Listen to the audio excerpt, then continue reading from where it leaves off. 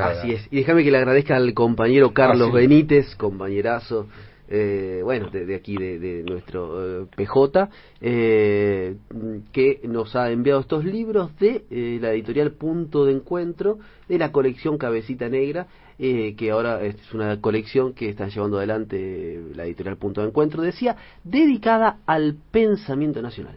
Y la han inaugurado con estos 3 libros, como mencionaba Facu, del General Perón. Bueno, buenísimo. Ahí está. Los responsables, y además le agradecemos por haberte enviado estos ejemplares. Así es, para que sorteemos aquí, entre la oyentada. Buenísimo. Así bueno, que, nos metemos de lleno en cuál de los textos que tenemos aquí adelante. En la comunidad organizada. A ver. Es un texto sin dudas fundacional de una discursividad del peronismo, ¿no? De una discursividad que tiene que ver con construir un horizonte y empezar a ponerle nombres a una nueva realidad que vivía nuestra Argentina en esos años, ¿no? Entre el 46 y el 55. Para dar algunos datos, ¿no? Porque este es un congreso que se lleva adelante en Mendoza entre el 30 de marzo de 1949 y el 9 de abril. No, este congreso estaba convocado desde 1947, ¿no? Y tiene algunas idas y vueltas entre los organizadores. Estaba Carlos Astrada, eran filósofos, había otros filósofos argentinos. Y luego, el gobierno nacional decide patrocinar este congreso, y es un congreso que va a reunir en nuestro país, en Mendoza, en la Universidad de Cuyo, va a reunir a los más grandes pensadores de ese momento a nivel global, ¿no? Voy a nombrar algunos de los personajes que estuvieron: Benedetto Croce, Nicola Bagnano, Jean Hippolyte, Karl Jaspers, Eugen Fink, Gadamer. Karl Jasper vino acá. Gadamer también, claro, que es el... Karl Jasper es muy conocido por un libro donde retoma la visión cosmopolita, ¿no?, de Immanuel Kant. Es un libro que es muy leído, bueno, en relaciones internacionales, es muy interesante, sí, ¿no? Claro, porque Kant efectivamente habla de esa paz perpetua y de esa concordia entre los estados. Exactamente, de esa, un no sé la palabra, punto de vista...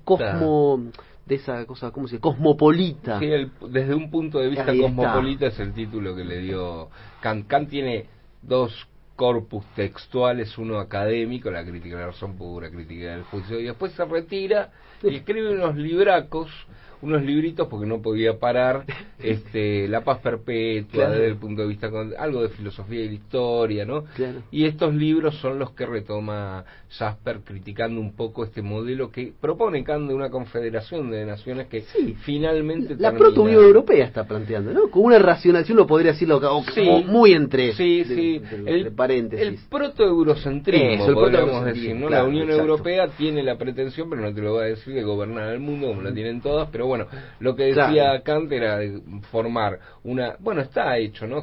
El Consejo de Seguridad termina haciendo eso, que puede vetar cualquier resolución, porque ahí viene el eurocentrismo, ¿no? Los países europeos son países civilizatorios, entonces tenían que gobernar el resto. Es interesante esto que trae Facu, muy interesante del eurocentrismo, porque este texto de Perón, esta conferencia, va a apuntar, uno de los interlocutores va a ser el eurocentrismo, y van a ser las políticas imperiales también de la comunidad organizada.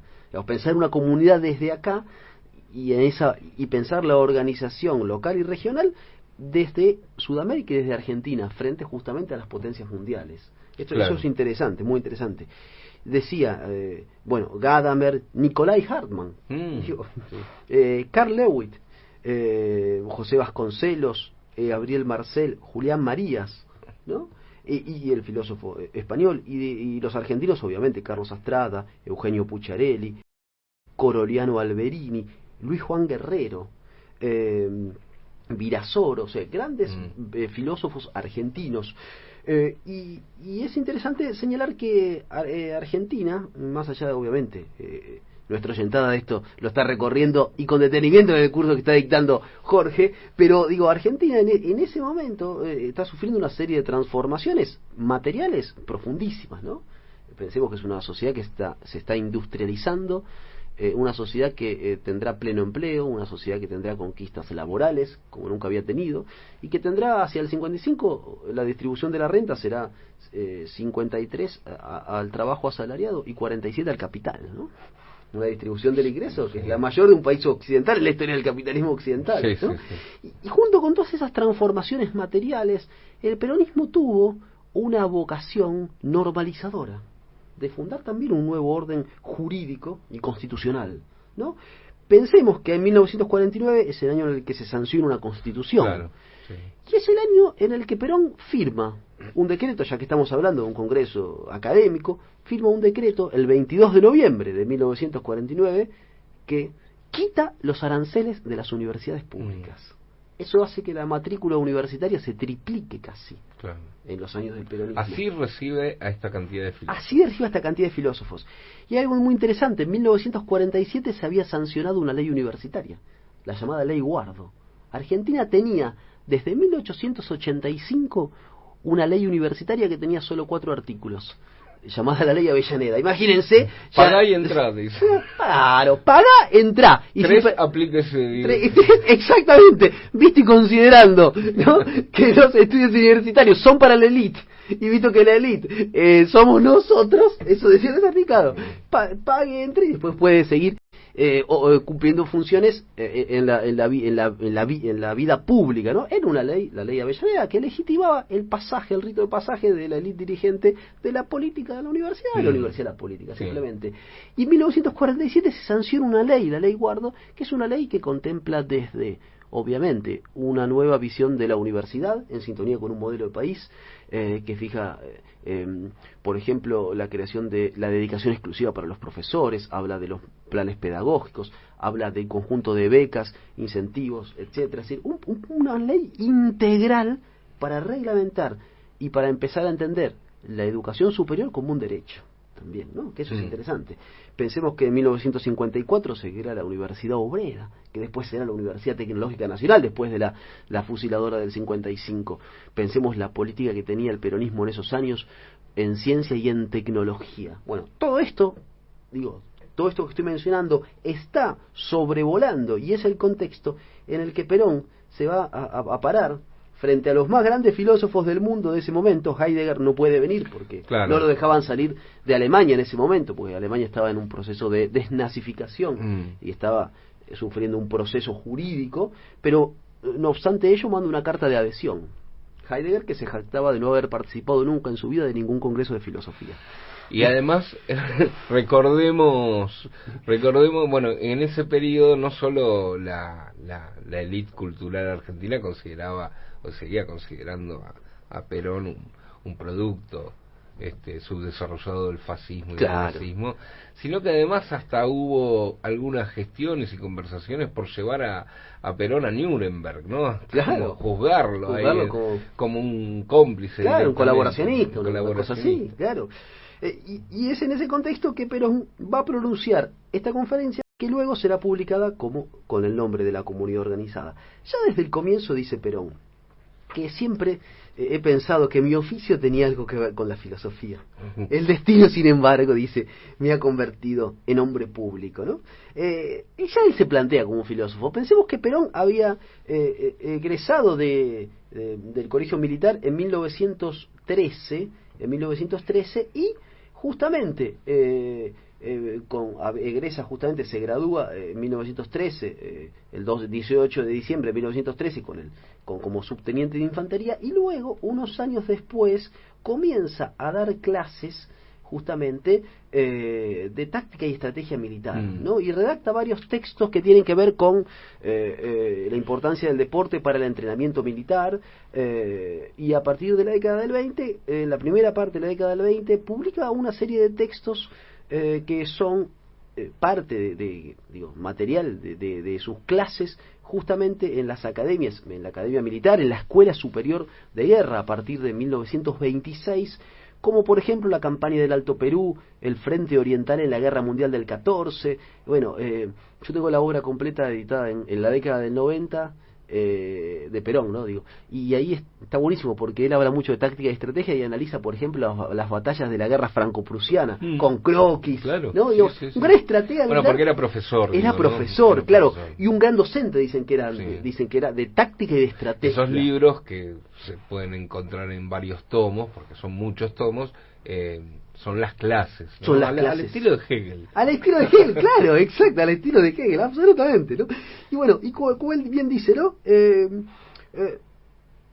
Una de las cuestiones que van a aparecer aquí en esta conferencia es la lectura que hace Perón cuando presenta la novedad del justicialismo, ¿no? Y lo que señala aquí es justamente que presentará a su auditorio en qué consiste, en qué reside la tercera posición, ¿no? Entre el capitalismo y el socialismo triunfantes, en qué consiste esta tercera posición entendida justamente como justicialismo, ¿no? Y el discurso de Perón tiene una estructura, digamos, se dice que han intervenido varias plumas a la hora de escribir este texto, ¿no? De pronunciar este texto, pero eso poco importa, creo yo, porque es la voz de Perón la que lo convierte en un texto de Perón, que solamente puede haber dicho Perón. Claro. Perón crea las condiciones de lo que se podía decir allí, creo, ¿no? Entonces, si uno va al texto, la primera idea que aparece de un modo recurrente es la relación entre el todo social y sus partes, ¿no? Y esto presupone siempre una cierta idea de comunidad sociopolítica. Él va a desarrollar la idea de comunidad, que es una idea que tenía y tendrá bastante buena prensa durante el siglo XX, ¿no? Porque la idea de comunidad estaba asociada ya por Simmel y por otros sociólogos de fines del siglo XIX, comienzo del siglo XX, estaba asociada a la comunidad a un modo de entender la vida en lo rural, ¿no? Digamos, la comunidad entendida como quizás como una concepción con cierto prejuicio, ¿no? A favor de cierto progreso, y entendía esta concepción que la comunidad era algo un poco atrasado, que tenía que ver con relaciones humanas basadas en la confianza, basadas en lo afectivo.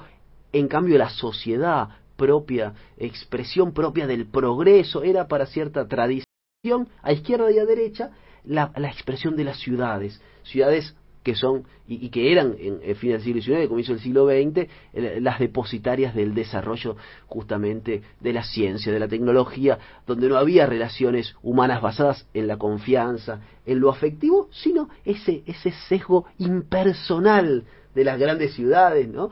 Donde lo propio de la ciudad es la competencia, es el individualismo, el egoísmo, etcétera. Bueno, Perón recupera un término entonces que es el de comunidad y va a desarrollar esto a partir justamente del concepto de comunidad organizada. Por eso él dirá en esta conferencia, en la que nos vamos a meter a continuación, que la comunidad política se juega justamente a partir de un orden que tiene que ver con los valores éticos de las personas. Entonces está articulando un todo que tiene que ver con el colectivo, está tratando de articular, pero un todo que tiene que ver con el colectivo, y al mismo tiempo lo que está planteando es de qué modo puede haber un nuevo hombre, un hombre forjado en nuevos valores, en los valores del justicialismo. Entonces, avanzando un poco, ¿no? Lo primero que señala Perón en los primeros 6 apartados de este texto-discurso es un diagnóstico. Allí él efectúa un diagnóstico, estamos en 1949, posguerra, después de Yalta, ya que digo, después del pacto de Yalta, ahí está, ¿no? Después del pacto de Yalta, efectúa un diagnóstico y dice justamente que el problema fundamental del siglo XX es un siglo que atravesó obviamente 2 guerras y un sinnúmero de acontecimientos que nos colocan, dice Perón, en una inmensa crisis civilizatoria. Y esto es muy interesante, porque acá tomen nota los CISEC y los lo digo un poco irónicamente, ¿no? Y los voceros de los discursos sobre todo en 2020 con la pandemia, respecto de la crisis civilizatoria, etcétera, que está atravesando nuestro mundo con esta pandemia. Con respecto a eso, justamente, sí. Bueno, Julián se está refiriendo a todos los debates que hubo, sobre todo en los primeros meses de la pandemia, sí. Enero, febrero, marzo, abril, se produjeron un montón de textos de filósofos donde también intercambiaron opiniones. Uno de ellos es Zizek, otro es el coreano que no me atrevo a pronunciarlo, Byul-Chul Han. Exactamente. Bueno, y otros más italianos, algunos italianos, Agamben estaba, ¿no? También, sí, también creo está, que sí. había propuesto algunas cosas, bueno. Y algunos decían, bueno, que la pandemia Zizek, por ejemplo, iba a haber un cambio cualitativo en el sistema, la manera de pensar, sentir incluso. El coreano le dijo que no, etcétera, había todo. Y yo recibí una nota del el newsletter que envía Walter Gover, que aquí estuvimos conversando con él en algún momento, una nota con alguna declaración del sanitarista Jorge Rashid, que estuvo también en TN, hablando de hechos e interpretaciones, diciéndole, no llegaron tantas vacunas a tal lado, llegaron estas, bueno, en fin, con Hernán Lombardi, ex secretario de Medios, ¿no? Pero un título que escribía Jorge Rashid es: los buenos serán más buenos y los malos serán más malos. Así, punto. Este es el resultado que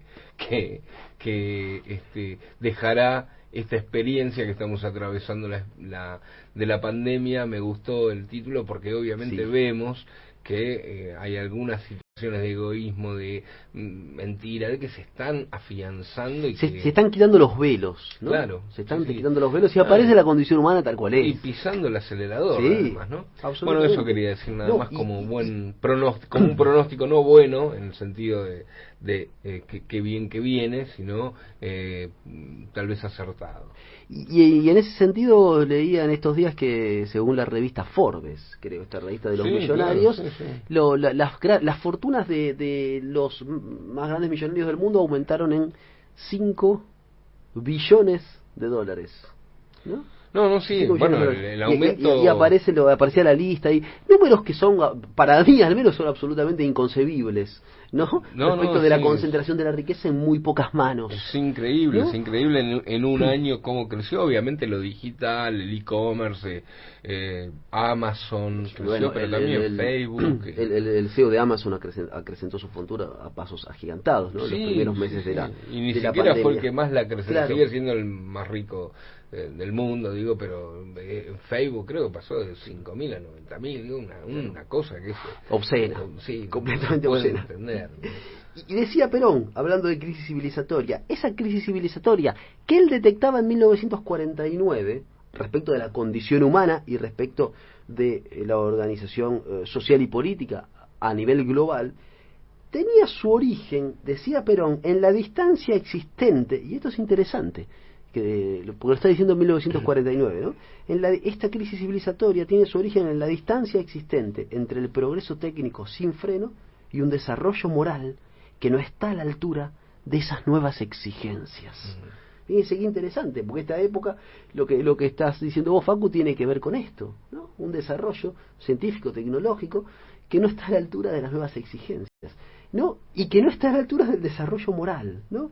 Por eso él dice, Perón, en esta conferencia, que el trabajo de la filosofía, y lo está diciendo un estadista, y un estadista como Perón, ¿no? El trabajo de la filosofía, dice Perón aquí en esta conferencia, es el de iluminar y hacer visible, y cito textualmente al general Perón, formas y objetos antes inadvertidos, y sobre todo relaciones, ¿no? Es decir, la tarea de la filosofía es justamente una actividad que piensa relaciones conceptuales, que trata de observar y hacer un diagnóstico para que después, en todo caso, la política tome efectivamente decisiones o no, si considera que no hay que tomarlas. Pero efectivamente lo que está señalando aquí Perón es que no hay política sin filosofía, ¿no? Y esto también es bastante extraño.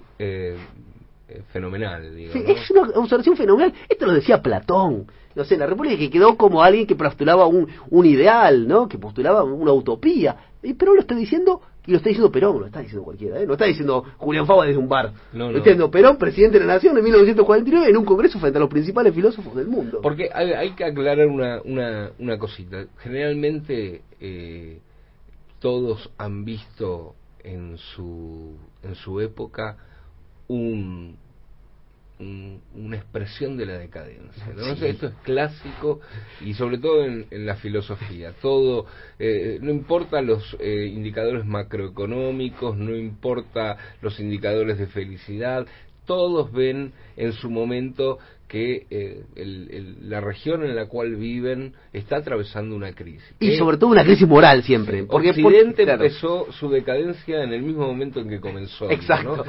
Comenzó con nostalgia, digamos.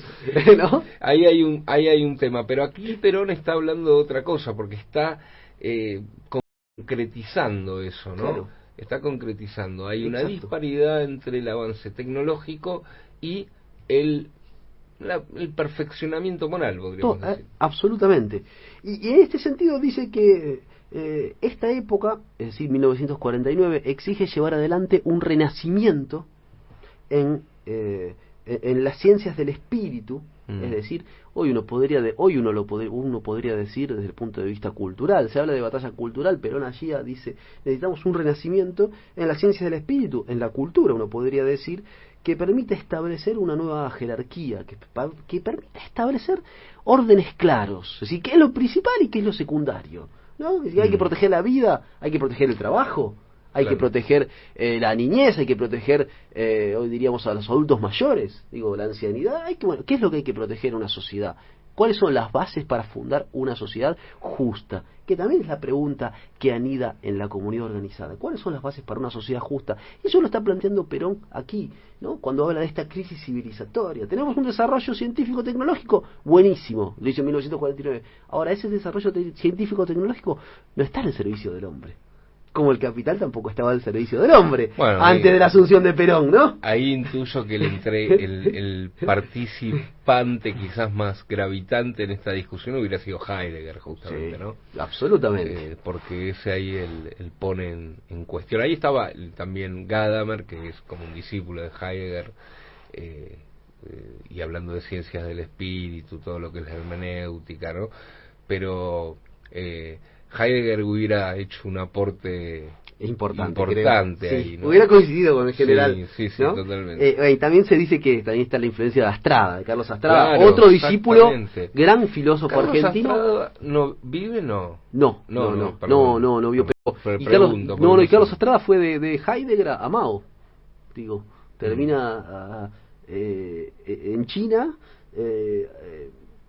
Teniendo relación y contacto con Mao, digo, ese es un filósofo que va de Heidegger y de Hegel a Marx, ¿no? Digo, y hace ese recorrido, ¿no? Y de Perón también a Mao, ¿no? Gran filósofo argentino, le podemos dedicar alguna madrugada ¿Cómo no? A Carlos Astrada. Y después, en el segundo momento, luego de hacer este diagnóstico, Perón arranca con una serie de, en lo que va del apartado 7º al 6º de esta conferencia discurso, empieza justamente a describir algunos de los otros males que nos aquejan y empieza a proponer cómo está pensando la comunidad, ¿no? Entonces justamente lo que dice Perón es que al egoísmo material, al individualismo incontrolado y al frío cálculo racional de estas sociedades tan despersonalizadas, justamente hay que oponerle un individuo virtuoso, o hay que construir un individuo virtuoso.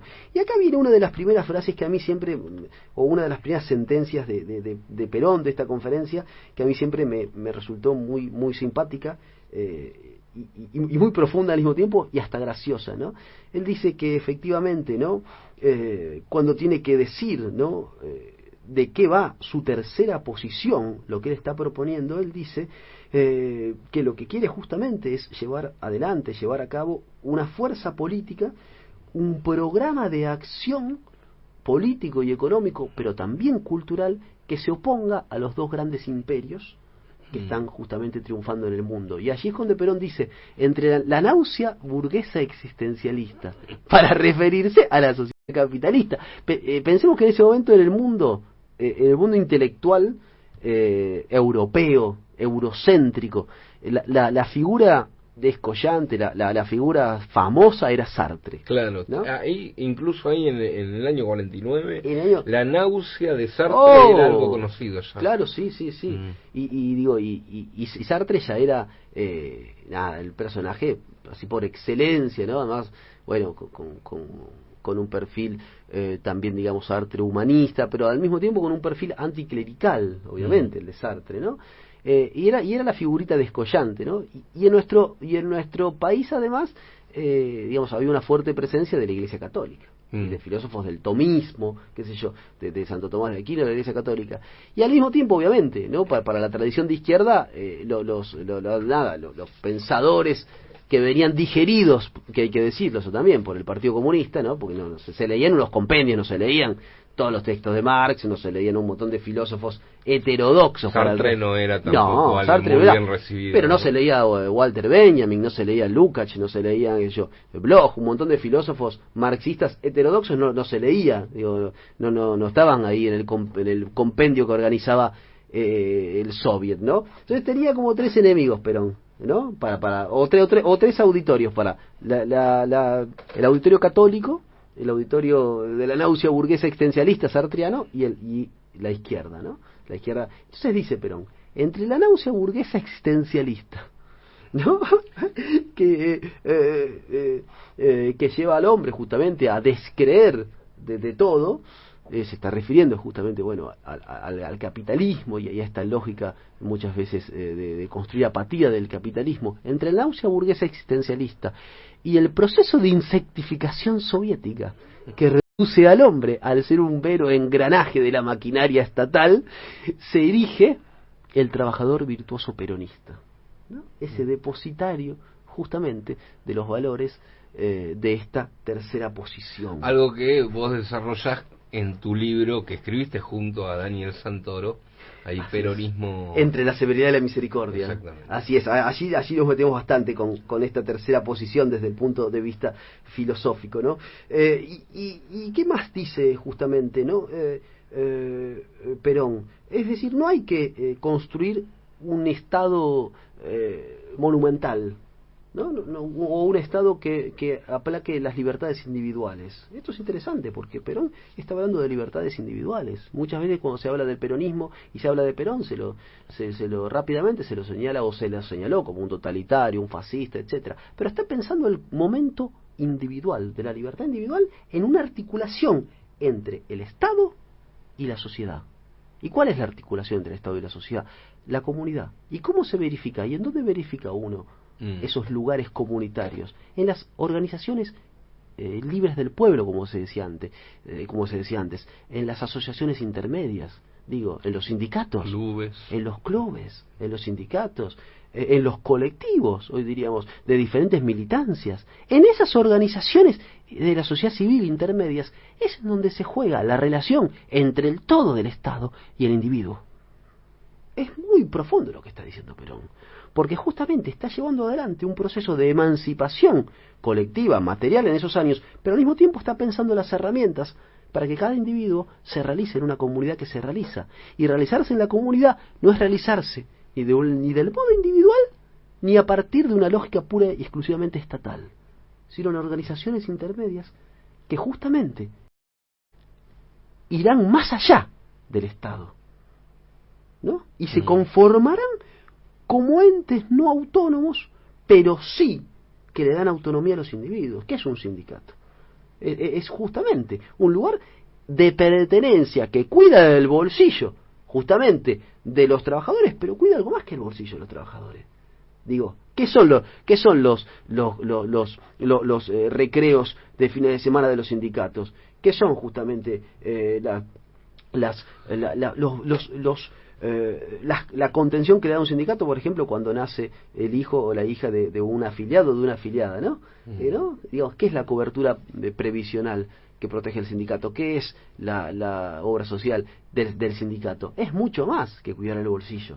son las condiciones de vida materiales, sí, sí. ¿no? Y la articulación y el lugar de pertenencia también. Eso es lo que está pensando Perón. Y ahora dice algo muy interesante. También la libertad es no tener miedo. La libertad es absolutamente. La libertad consiste, como diría Nina Simón, la libertad consiste justamente en no tener miedo, y el sindicato cuando después de Salta se dirimen dos espacios, ¿no? Uno que apuesta a la libertad económica y otro apuesta a la seguridad económica. Me parece que la tercera posición va por ahí. Hay libertad, y también hay seguridad económica. En ese sentido, creo que ahí Perón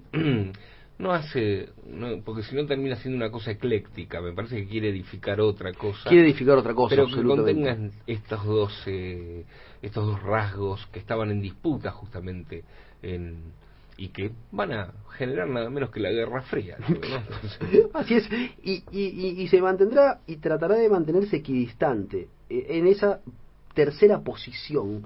Y Perón dice, ¿en qué consiste? ¿Cómo se expresa políticamente, podemos decir, esa tercera posición?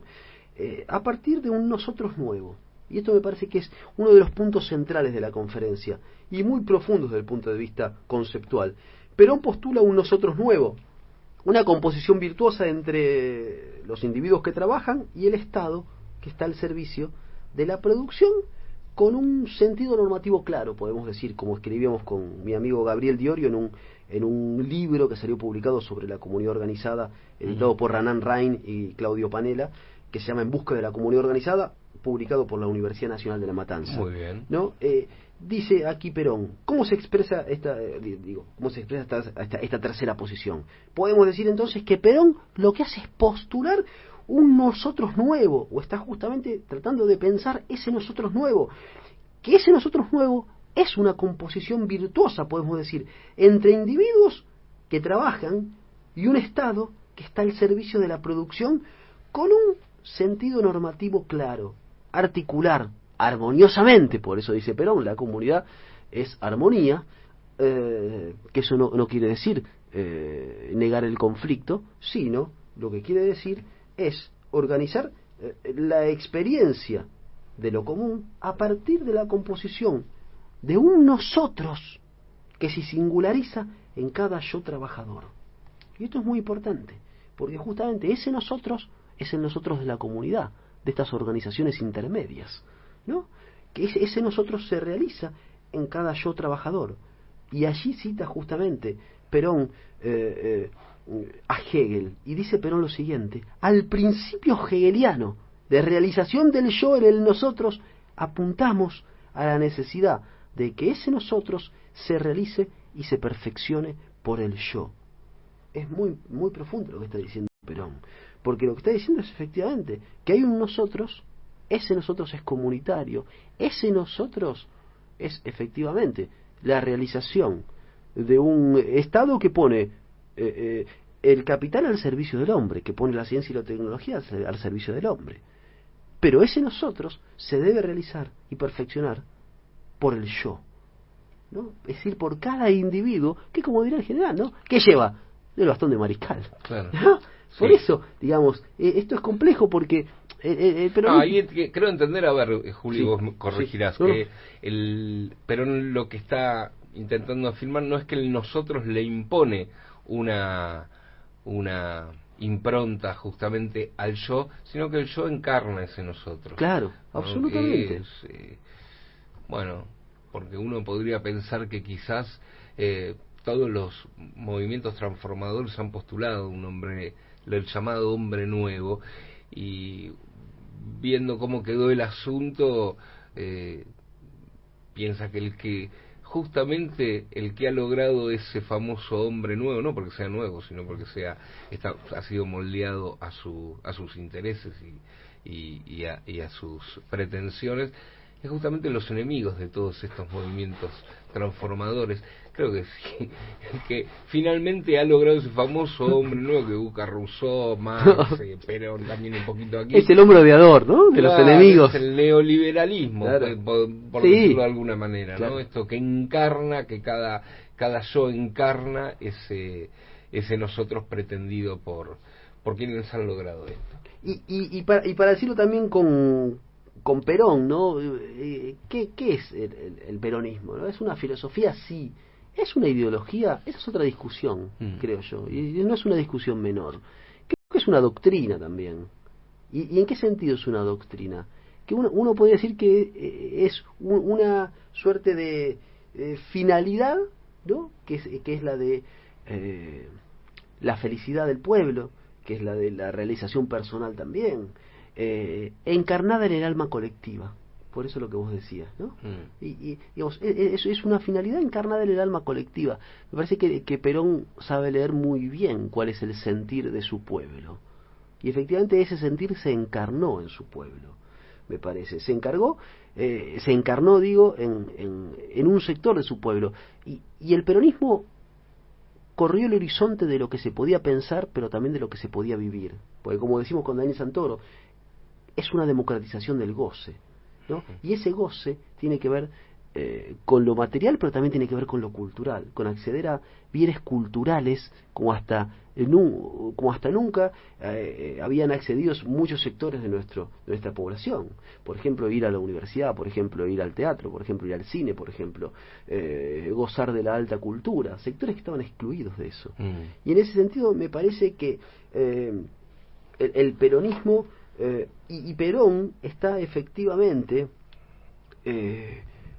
entendiendo que pensar al Estado es pensar una maquinaria político-administrativa al servicio de los anhelos individuales y colectivos.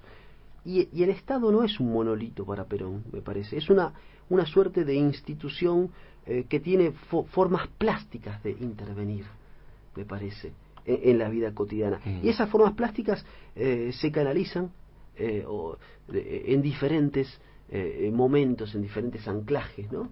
Por eso yo decía, ¿no? Realizar la comunidad es realizar, como el propio Perón dice, ¿no? Y perfeccionar ese nosotros colectivo a partir de cada yo, pero pensado ese yo en cada comunidad, en cada mediación, que puede ser un club, que puede ser un sindicato, que puede ser un colectivo militante. Es decir, ese lugar de pertenencia que hace de mediación, de articulación entre el Estado y sus formas plásticas de intervención y cada individuo, ¿no? Me parece que ese es uno de los grandes aportes de Perón. Por eso lo que está en camino, me parece, aquí en Perón, es la cuestión de la libertad. Y esa libertad no es una libertad individual. Como Perón dice, pensar la libertad individual implica primero pensar la autodeterminación popular. Y eso es lo que él quiere efectivamente lograr. Y él quiere brindar herramientas para que podamos pensar y realizar esa autodeterminación popular, sin tener que pedirle permiso a nadie. Por eso Perón, y eso que quería decir también, no es paternalista. Nada más alejado que alguien que está diciendo: organícense, funden comunidades, articulen entre el Estado, que somos nosotros, y el capital, y al mismo tiempo sus deseos individuales. Eso es la autodeterminación popular. Parece y esa herramienta más, está más en de las soberanía personas. que de libertad entendida. Sí, no entendida como libertad individual, quizás como libertad egoísta individual, sino, como bien decía Facu, soberanía a nivel político, pero a nivel individual subjetivo también. Por eso, entender la libertad individual implica primero realizar la autodeterminación de los pueblos y la autodeterminación de las comunidades. Por eso me parece que este texto es absolutamente fundacional de una discursividad política, pero de un modo de entender la política también. Es un texto de filosofía política, sin dudas, creo yo, es un texto de filosofía política. Y si me permiten, y voy avanzando un poco, siempre me impactó mucho el cierre de la comunidad organizada, porque allí Perón nos deja un mensaje que tiene que ver y mucho con nuestra realización, nuestra autodeterminación como pueblo, como comunidad, como argentinos y argentinas, ¿no? Dice allí el general Perón: nuestra comunidad tenderá a ser de hombres y no de bestias. Nuestra disciplina tiende a ser conocimiento, busca ser cultura. Nuestra libertad, coexistencia de las libertades, que procede de una ética para la que el bien general se halla siempre vivo, presente indeclinable.